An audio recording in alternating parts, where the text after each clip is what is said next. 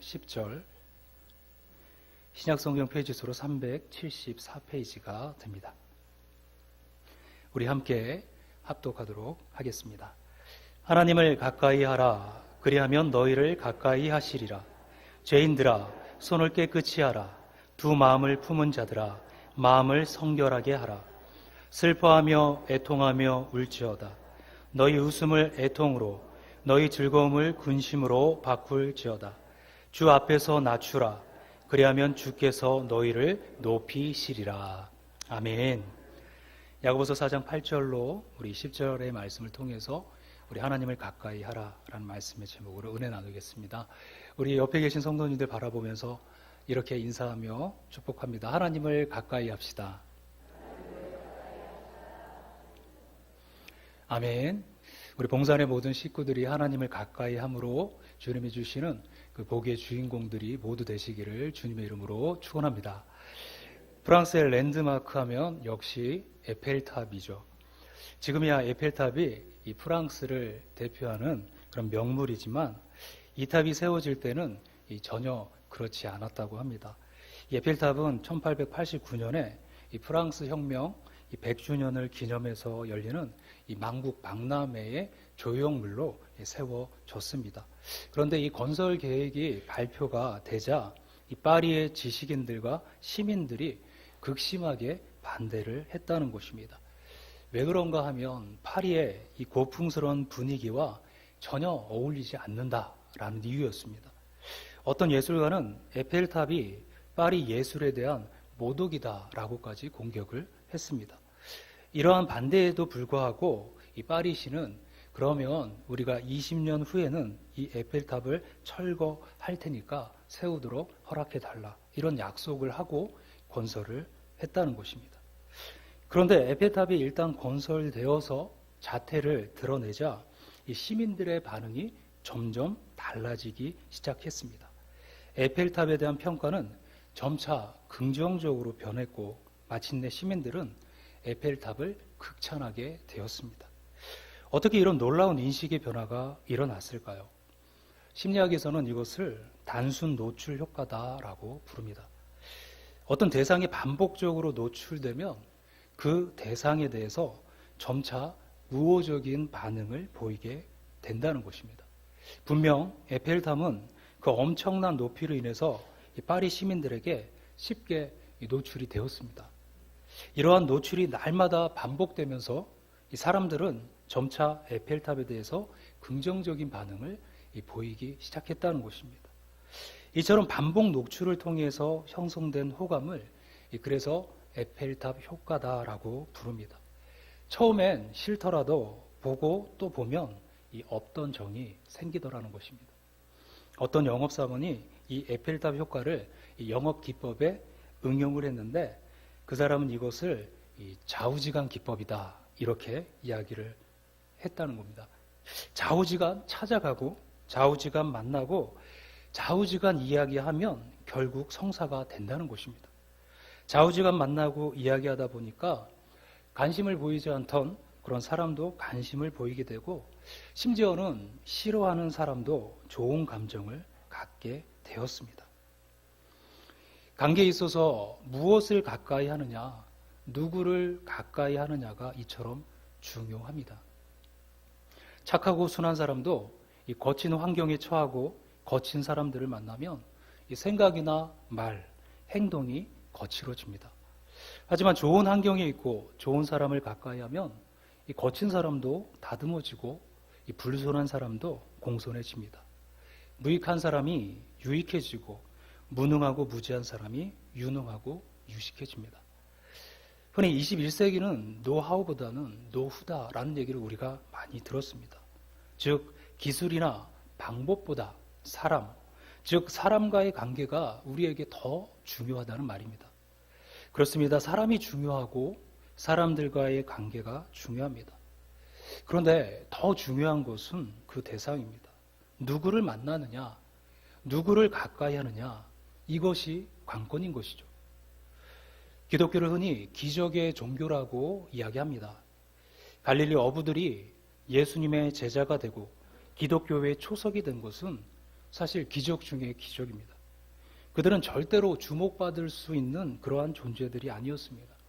대부분이 당시 유대인들이 싫어하는 갈릴리 출신에다 배움을 갖지 못한 이 어부들이었습니다. 그런데 역사상 그들만큼 주목을 받은 사람도 드뭅니다. 그 이유는 단 하나, 예수님을 가까이 했기 때문입니다. 시편 73편 28절에서 하나님께 가까이 함이 내게 복이라. 내가 주 여호와를 나의 피난처로 삼아 주의 모든 행사를 전파하리이다. 이렇게 말씀합니다. 인생의 최고의 복은 바로 하나님을 가까이 하는 것이다 라는 고백인 것이죠. 그렇다면 하나님을 가까이 함이 왜 복일까요? 우선 하나님을 가까이 하면 우리의 존재와 소속과 신분이 바뀌게 됩니다. 모든 인간은 죄인이고 죄의 결과는 죽음입니다. 하나님의 심판과 죽음은 인간의 숙명인 것입니다. 그런데 생명과 영생을 가진 존재로 바뀌었고 본래 소속과 신분이 마귀의 자녀, 진노의 자녀로 지옥에 가야 할 존재였지만 이제는 하나님의 자녀, 천국의 백성으로 그 소속과 신분이 바뀐 것입니다. 사도 베드로는 주님 안에 바뀐 우리의 존재와 소속 그리고 그 신분을 이렇게 말합니다. 오직 너희는 택하신 족속이요 왕 같은 제사장들이요 거룩한 나라요 그의 소유된 백성이니 이 모두가 하나님을 가까이 함으로 누리게 된 복이라는 것입니다. 뿐만 아니라 하나님을 가까이 함은 우리의 구체적인 삶에도 영향을 줍니다. 어둠은 우리의 힘으로 몰아낼 수 없습니다. 발길질을 하고 주먹질을 하고 칼로 베고 창으로 찌르고 총을 쏘아도 안 됩니다. 하지만 빛이 있으면 사라집니다. 우리의 영적인 삶도 마찬가지입니다. 우리의 힘으로 능으로도 할 수 없습니다. 오직 빛 대신 주님을 가까이 하면 삶의 어두운 부분들이 사라집니다. 우리의 삶을 묶고 있는 어둠의 세력들이 사라지고 어둠의 장막이 무너지고 어두운 성품들이 사라집니다. 육체의 소욕에서 벗어나 성령의 소욕을 따라 살게 됩니다. 지긋지긋하게 괴롭히던 악한 습관들에서 벗어나게 됩니다. 이런 어둠의 세력과 더불어 우리 안에 살고 있던 질병, 고통, 아픔, 상처들도 함께 치유되며 사라지게 됩니다. 대신 거룩한 성품들과 습관들이 우리의 삶에 채워집니다. 또한 세부치들이 자석을 가까이 하면 자력이 생겨서 다른 세부치들을 끌어당기듯이 주님을 가까이 하면 주변에 대한 선한 영향력을 갖게 됩니다. 소년 다윗이 거인 골리앗을 이길 수 있었던 비결은 이런 접근성의 힘이었습니다. 사울 왕을 비롯한 이스라엘 군대의 관심은 골리앗에게 집중되어 있었습니다. 그의 말과 그의 큰 키와 어마어마한 창과 칼에만 집중되어 있었습니다. 그래서 그들은 골리앗과 맞설 수가 없었습니다. 그렇지만 다윗은 하나님께 집중합니다. 그의 관심은 오직 하나님이었습니다. 그의 입에서는 오직 하나님의 이야기만 나왔고 하나님의 이름으로 골리앗을 맞서 싸웠습니다. 그리고 승리했습니다. 세부치가 자석에 붙어야 자력이 생기는 것처럼 신자는 하나님을 가까이 하고 또 하나님 편에 서야 하나님의 능력을 힘입을 수 있는 것입니다. 교회나 성도들의 삶이 세상에서 영향력을 발휘하지 못하는 것은 바로 이 때문입니다. 이제는 고전이 된 이 사막을 건너는 6가지 방법이라는 책이 있습니다. 이 사막을 건너는 방법으로 지도를 의지하지 말고 나침판을 의지하라 이런 말이 이 책 가운데 나옵니다.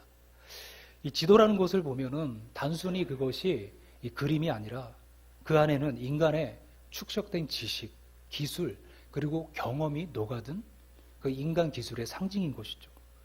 그런데 사막에서는 이런 것이 무용지물이라는 말입니다. 왜냐하면 바람이 불면 밤사이에 지형이 바뀌고 지도상에 표시되었던 길이나 좌표가 다 사라진다는 것이죠. 그래서 지도는 아무런 도움이 못 됩니다. 하지만 동서남북의 방위는 어떠한 경우에도 바뀌지 않습니다. 그러니 방위를 잡아주는 나침판을 의지하라라는 것이죠. 우리 인생은 사막을 건너는 것과 같습니다. 인생이라는 사막을 성공적으로 건너기 위해선 인간의 축적된 지식, 기술, 경험의 상징인 지도보다 변하지 않는 나침판을 의지해야 합니다. 그렇다면 우리에게 변하지 않는 나침판은 무엇이겠습니까? 그것은 바로 하나님입니다. 곧 하나님의 말씀인 성경이죠. 하나님을 가까이, 즉 그의 말씀인 성경을 가까이 하는 것이 인생의 사망을 우리가 성공적으로 건널 수 있는 방법입니다. 이것이 우리가 하나님을 가까이 해야 할 중요한 이유이고 하나님을 가까이 하는 사람들이 누리게 되는 복인 것입니다. 예수님을 믿는 것은 세상으로 향했던 우리의 삶의 방향을 하나님께로 돌리는 것과 같습니다. 그리고 신앙생활은 한 걸음씩 하나님께로 가까이 다가서는 그런 영적인 훈련이고 에녹처럼 하나님과 동행하는 것이 이 영적 훈련의 목표입니다. 이렇게 하나님을 가까이 하고자 하면은 그래서 몇 가지 조건이 있습니다. 오늘 본문의 말씀이 그것을 이야기해 주고 있습니다. 그 첫째가 바로 회개입니다. 죄는 하나님과 우리 사이를 가로막는 담과 같습니다. 그래서 하나님께로 가까이 다가서지 못하게 할 뿐만 아니라 하나님으로부터 돌아서게 만듭니다. 하나님의 말씀이 자라지 못하고 결실치 못하게 만들고 또 우리의 기도를 헛되게 만듭니다. 모든 경건한 행위들을 무의로 만들어버리는 것이 바로 죄입니다. 이렇게 하나님과 막히고 뒤틀린 관계를 뚫고 정상적으로 회복시키는 것이 바로 회개입니다. 하나님은 자신의 죄를 슬퍼하고 탄식하는 상한 심령, 통회하는 마음을 기뻐하신다고 성경은 말씀합니다. 그래서 야고보 사도는 우리에게 하나님을 가까이 할 것을 권면하면서 그 조건으로 손을 깨끗이 하라. 즉 행위와 생활의 주체인 손을 깨끗이 하고 또 생각과 사상의 주체인 마음을 성결케 할 것을 요구하고 있습니다. 또한 이것이 하나님께로 가까이 나가는 중요한 방법이라는 것이죠. 두 번째로는 겸손입니다. 겸손은 야고보 사도가 제시한 하나님을 가까이 하는 그 두 번째 조건이죠. 주 앞에서 낮추라. 그리하면 주께서 너희를 높이시리라. 낮추는 것은 내가 할 일이고 높이는 것은 주님께서 하신 일입니다. 내 자신을 겸손히 낮추면 주님께서 친히 찾아오셔서 나를 높여주신다라는 말씀입니다. 물은 낮은 곳으로 흐르고 또한 낮은 곳에 고입니다. 주님도 마찬가지입니다. 겸손은 주님의 사랑과 은혜를 잊고 주님을 가까이 만나는 최상의 방법인 것입니다. 우리 주님은 항상 낮은 곳으로 임하시는 분이십니다. 하나님은 교만한 사람은 물리치시고 바로 겸손한 사람에게 은혜를 베푸시는 분이기 때문입니다. 마지막으로 사모하는 마음입니다. 간절히 주님을 기대하는 마음, 사랑하는 마음인 것입니다. 하나님은 사모하는 영혼을 만족해 하시며 줄인 영혼에게 좋은 것으로 채워주시는 분이시다. 이렇게 말씀합니다. 또한 나를 존중히 여기는 자를 내가 존중히 여기고 나를 멸시하는 자를 내가 경멸히 여기리라. 나를 사랑하는 자들이 나의 사랑을 입으며 나를 간절히 찾는 자가 나를 만날 것이다. 하나님을 가까이 하고 또 사랑하고 또 은혜 베푸시는 그 하나님이 누군가를 잘 보여주는 말씀입니다. 이것은 하나님께 나가는 사람들이 바로 가져야 할 자세이며 태도입니다. 모든 것이 여기서 결정이 되고 결판이 난다는 것입니다.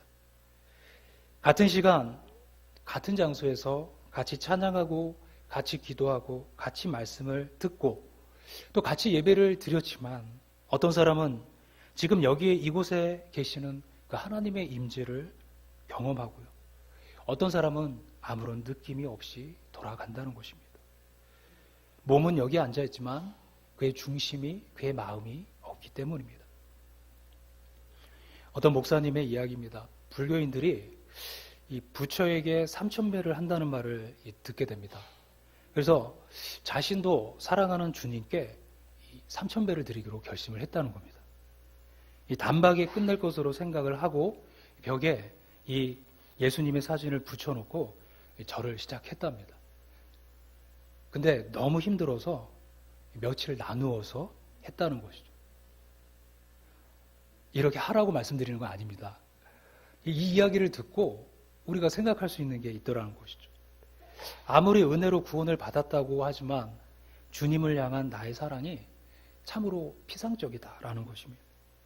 불교인들이 3000배를 드리는 그러한 정성, 수고, 아픔을 사랑하는 주님을 위해 드린 적이 있는가? 사랑은 공허한 구호나 추상적인 개념이 아닙니다. 구체적인 실천이라는 것이죠. 사랑에는 자신의 수고와 아픔, 정성을 드리는 구체적인 행위가 따라야 합니다. 이와 같은 삶으로 주님을 사랑하고 사모하고 기다리고 기대하는 사람에게 오늘 주님은 가까이 하십니다. 말씀을 정리합니다. 복받은 삶은 하나님을 가까이 하는 삶입니다. 복받을 사람은 주님을 늘 가까이 하는 사람입니다. 주님의 발 아래 앉아서 말씀을 듣고 주님의 발 아래 엎드려 기도하고 그리고 발 아래에서 주님을 섬겼던 마리아처럼 우리가 회개와 겸손, 사모함으로 날마다 우리 주님께 더 가까이 나가시는 저와 우리 모든 성도님들 되어주시기를 주님의 이름으로 축원합니다. 함께 기도하겠습니다. 살아계신 하나님 아버지 감사합니다. 우리가 모두 하나님을 가까이 하기를 소원합니다. 하나님을 가까이 함이 우리에게 복임을 고백하면서 오늘 우리의 삶을 성결케 하고 깨끗게 하고 주님을 기대함으로 사모함으로 주님 앞에 나가서는 우리 모두 되게 하여 주시옵소서. 하나님 앞에 우리 모두를 의탁합니다. 감사드리며 예수님의 이름으로 기도합니다. 아멘. 찬송가 400